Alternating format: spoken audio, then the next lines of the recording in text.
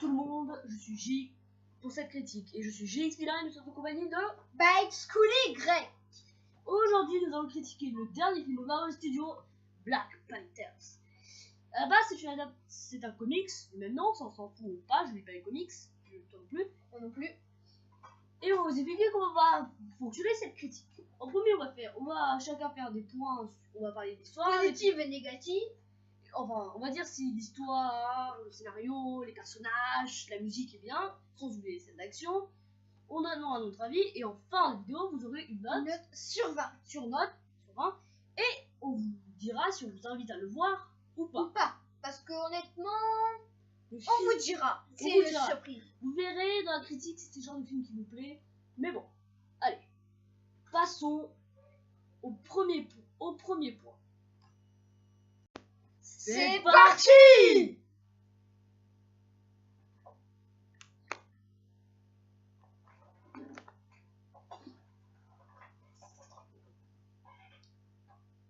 Bon, alors, moi j'ai trouvé la musique assez classe parce que ça m'a fait penser à la musique du comment il s'appelle. Il y avait de la bonne musique déjà, il y avait du rap et moi j'aime bien le rap. Moi, la musique est assez pauvre, on a quelques endroits que je déteste ça. La musique africaine est très stylée, ça me fait penser au Roi Lion. Oui. Ah, s'il aime Dieu. Mon matin. Mais sinon c'est pauvre, je suis désolée, les thèmes de africains se répètent en boucle. C'est pas terrible. Bon, on va passer au deuxième point. C'est reparti.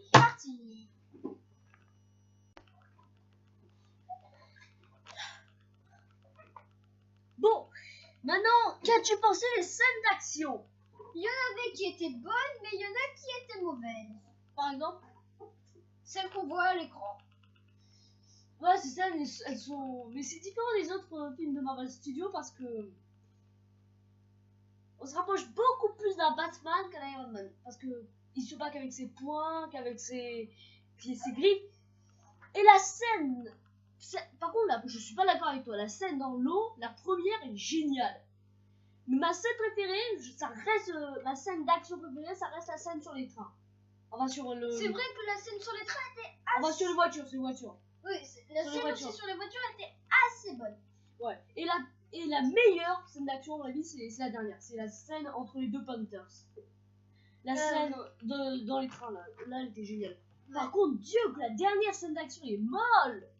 C'est juste des mecs qui font... et raconte ton machin, là, des rhinos, là. Ah ouais, parce que en fait, si vous voulez, il y a un rhino, il y a 3 rhinos. Et à chaque fois que le rhino rentre dans quelqu'un, le gars il vole. Il atterrit 100 mètres plus loin et on pense qu'il est mort. Mais après il rattaque, il se prend un rhino, mais il est pas mort. Soyez logique au bout d'un moment. Et mince quoi. Bon, ensuite il y a les scènes d'action d'hologramme sont vraiment cool.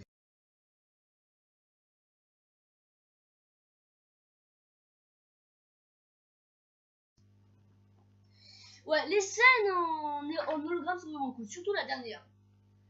Ou comment? T'en as pensé quoi, toi? Elles étaient assez bien faites. Ouais, on voit que le budget, il a assez beaucoup. Il est pas parti dans la soupe. Non, la canette. Oui. Par contre, il y a un truc que j'y reviendrai plus tard, mais il y a un décalage. C'est que t'as dans les airs des scènes d'action à Star Wars 7, ça m'a beaucoup fait penser à ça. Et en bas, t'as des trucs de guerriers tout début qui se tapent à la vieille. Bon, on va passer au prochain point, les personnages.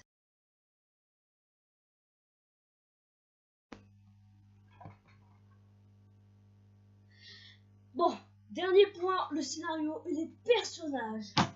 Qu'est-ce que tu en as pensé? J'ai bien aimé la panthère. Et j'ai bien aussi aimé la deuxième panthère, la deuxième panthère qui a fait le méchant. Ouais, c'est vrai. Le scénario, je l'ai trouvé complet, mais je vais dire ce que je peux te dire. Il y a une énorme incohérence par rapport à Civil War. Dans Civil War, on a Black Panther dans une scène vers le début, on l'a à la toute fin. Là, il ne revient jamais. Il ne revient jamais. On nous dit c'est fini l'histoire.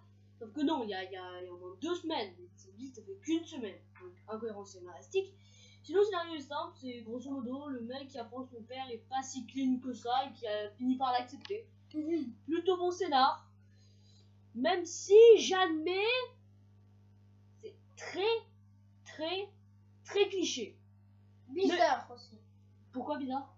Parce qu'il y a des scènes qui sont assez cheloues.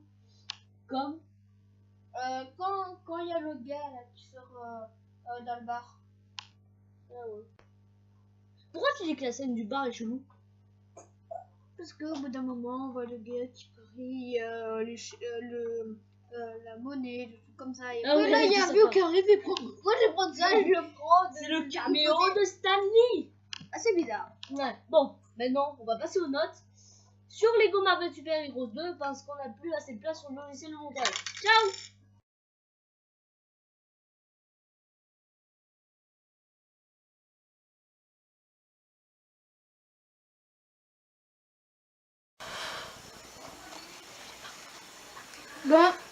Bon, C'est le moment de passer aux notes.